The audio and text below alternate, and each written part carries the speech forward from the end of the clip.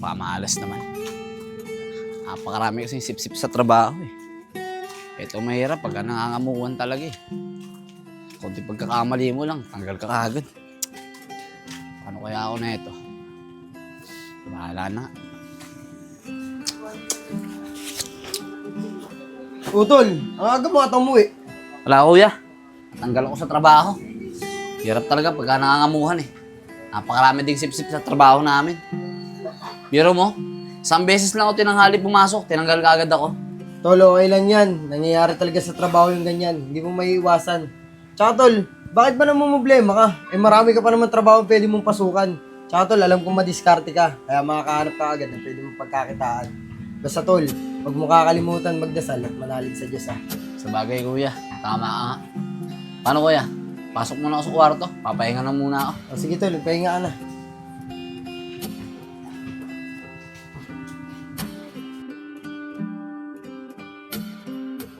Ano ba naman yan? Sa dami kong in-apply na trabaho, may isa walang tumanggap sa akin. Yung inaasahan ko naman trabaho na tatawag sa akin, hanggang ngayon hindi pa rin tumatawag. Mga tol, ano kayang dapat kong gawin? Mga tol, baka may maipapayo kayo sa akin. Diyan o, kay Enad. Diyan humingi ng payo. Maraming alam yan. Okay lang yan, Nico. Huwag ka mawala ng pag-asa. Kaya ako nga eh, wala akong trabaho ngayon. Tinanggal ako sa trabaho kahapon. Pero di ako nawalan ng pag-asa. Kasi alam ko na ginagawa sa atin to ng Diyos dahil may mas maganda siyang plano para sa atin. Kaya Nico, magdasalan tayo. Balang araw, makakaraos din tayo. Baka talaga magpayo, Nad. Talagang maka-Diyos ka. Kaya bilib ako sa'yo eh. Oo nga, Nad. Maraming salamat sa iyo ha. Dahil sa iyo, nagkaroon ako ng pag-asa. Hayaan mo, Nad. Kapag nagkatrabaho ko at nangailangan ka, magsabi ka lang sa akin. Hindi kita pahihindihan. Kami rin, Nad. Tutulungan ka namin. Magsabi ka lang. Oo nga, Nad. Tama sila. Tsaka malaki tiwala namin sa'yo. Maraming salamat sa inyo mga tol. Asahan ko yan ha.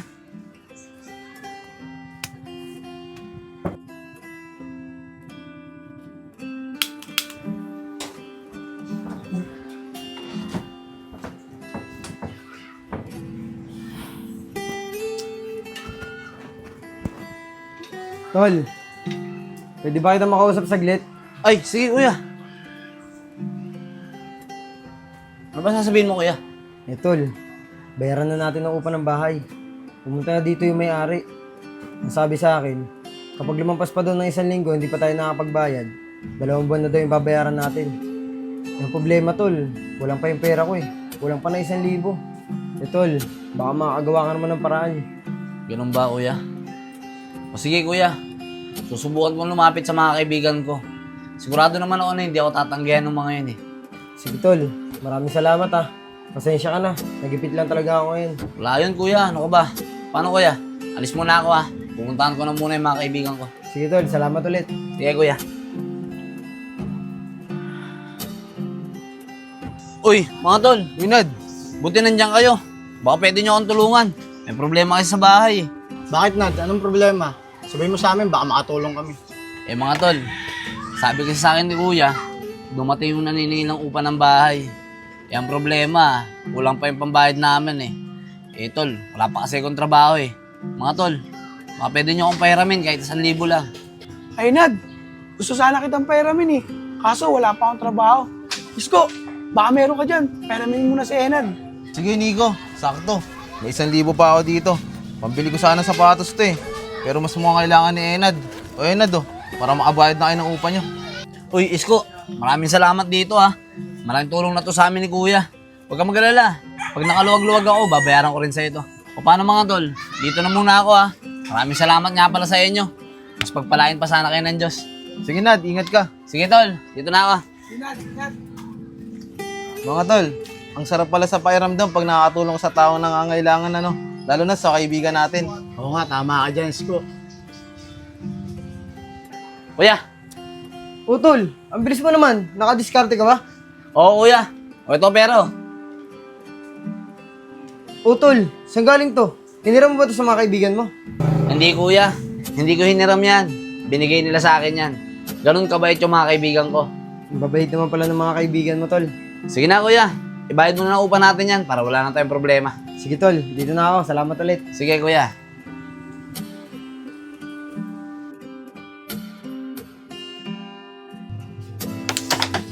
Mga tol, may good news ako sa inyo.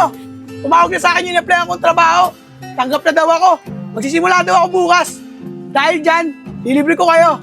O di ba, Nico? Sabi ko naman sa'yo eh. Alam mo, pinapanalangin ko talaga na matanggap ka na sa trabaho eh. Maraming salamat talaga, Nad. Ang lakas mo talaga kay Lord. Ano? Tara, libre ko kayo. Ay, Nico, siya nga pala. Nakakayamang sabihin pero, tol, baka may pera ka dyan. Peramin mo naman ako. May importante lang ako paggagamitan. Di ba, Nad, may utang ka pa kay Isko? Okay lang yun, Nico. Tsaka niya na lang ako bayaran kapag may pera na siya. Oo nga, huwag kang mag-alala, Nico. Sabay ko na lang kayong babayaran ni Isko kapag pinautang mo ako. Ganun ba? O sige, Nad. Magkano naman yung eramin mo? Kahit 1,000 lang sana, Nico. Kailangan lang talaga eh. Ganun ba, Nad? Saktong 1,000 lang tong pera ko eh. Kunin mo. Mga tol, sa susunod ko na lang kayo libre ah. Sige, Nico, walang problema doon. Maraming salamat dito, Nico ha. Lalo ka pa sanang pagpalayan ng Diyos dahil yan sa kabaitan mo. Sana nga, Nad. Maraming salamat. Ayos to. Ganda na Utol, sapatos ko. bagong sapatos yan ah. Bumili ka? Oo, kuya. Kakabili ko lang. Binili? Teka tol, saan ka kumuha ang perang pambili niyan? Ay, Nico, kuya. Natanggap kasi siya sa trabaho eh. Kaya tinreat niya ako. Eto, binili niya akong bagong sapatos. Bah, ang bait naman talaga ng mga kaibigan mo tol ah. Oo, kuya. Mababait talaga yung mga kaibigan ko. Paano, kuya? Pasok ko muna to sa loob, Sige tol.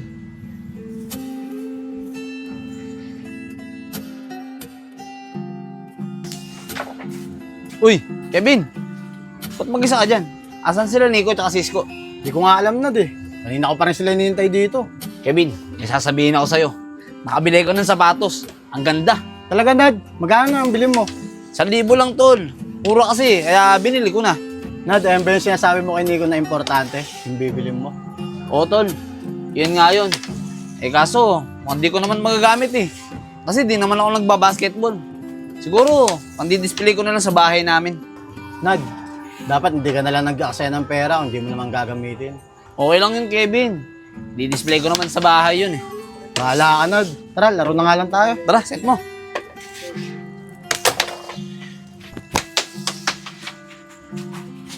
Oh, Isko, Nico, saan kayo galing?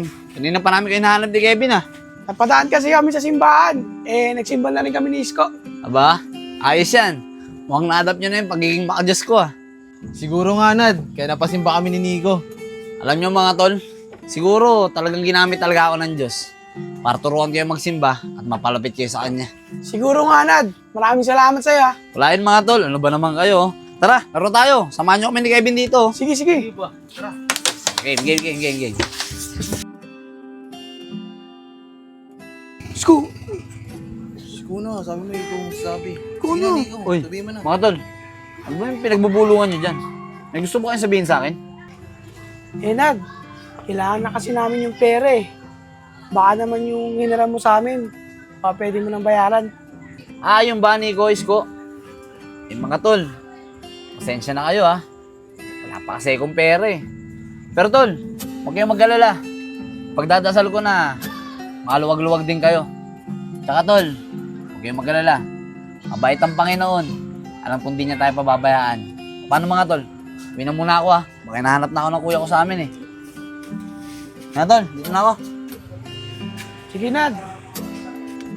Isko, mas mabuti pa yung kuya na ng Nenad yung kausapin natin.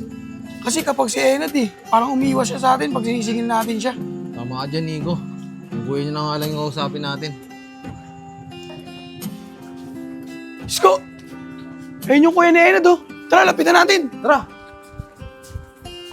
Kaya Joseph, Uy, Nico, Isko, kayo pala. Bakit? kaya Joseph, may sasabihin sana kami sa'yo tungkol kay Enad. Tungkol kay Enad? O bakit? Ano yung tungkol kay Enad? Kasi po si Enad may utang po sa amin. Kada sisingilin namin siya, lagi niya binabanggit yung Diyos. Kaya po nahiya na rin kami singilin siya. Opo kay Joseph, ganun po ginagawa niya. Utang? Sabi ni Enad, lagi niyo daw siyang binibigyan ng pera. Yun na lagi niya sinasabi sa akin. Tsaka Diyos, kailan pa naging mga Diyos sa Enad? Na hindi nga marunong magsimba yun eh. Talaga po ba, Kuya Joseph? Niloloko lang po wala kami ni Enad. Kuya Joseph, baka pwedeng kayo na kumausap kay Enad para naman po mabalik yung pera namin. Oo nga po kay Joseph, sana po matulungan niyo kami. O sige, huwag kayong mag-alala. Ako nang bahalang kumausap kay Enad. Grabe pala yung ginawa sa inyo ng kapatid ko, ano? Ako tuloy inihiya sa inyo. Eh kung gusto nyo, sumama na lang kayo sa akin, kakausapin natin si Enad. Sige po Kuya Joseph, sama po kami. O tara. Tara. Tara, Nico, Isko, pasok kayo. Upo muna kayo dyan, oh. Tatawagin ko lang si Enad. Sige po. Maraming salamat po. Tol, Yeah. Oh, kuya, bakit? Tol, labas ka muna dito. Kakausapin kita. Sige.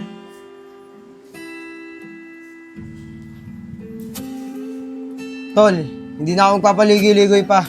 Totoo ba yung sinasabi nila sa akin na may utang ka sa kanilang pera? Oo, kuya. Totoo yung sinasabi nila. Pero kuya, parang utang na loob lang naman nila sa akin yun eh. Kasi lagi ko silang pinagdarasal. Lalo na to si Nico. Lagi kong pinagdarasal na sana matawagan siya dun sa pinag-a-applyan niya. Tingnan mo kuya, may trabaho na to si Nico. Tsaka kuya, siguro ginamit lang din naman ako ng Diyos para matuto sila magsimba at mapalapit sila sa Diyos. Tingnan mo kuya, oh, marunong na sila magsimba. Tol, mali ang ginagawa mo. Panluloko yan ng kapwa. At saka tol, kailan ka pa naging maka-Diyos? Eh hindi nga kita nakikita nagsisimba. Kaya sana tol, tigilan mo na yung ginagawa mo.